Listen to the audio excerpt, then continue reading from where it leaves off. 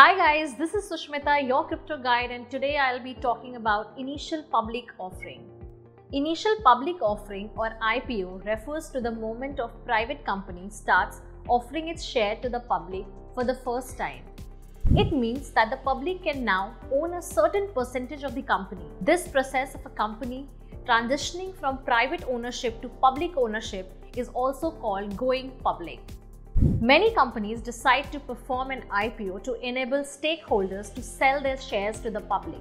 Startup companies, growing companies, or entrepreneurs that are in need of funds will often choose IPO route to raise funds for further developments. These funds may be used to expand the business, research and development, clear debt, etc.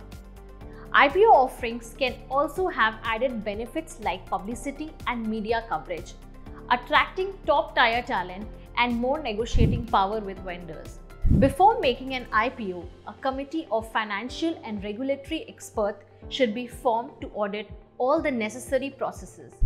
After an IPO, the company's value will likely be evaluated based on its stock value, which might put a shadow on the real performance.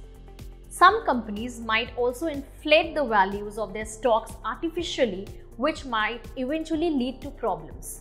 So this was all about initial public offering. To know more about such technical terms, do write in our comment section below and do not forget to subscribe to our channel.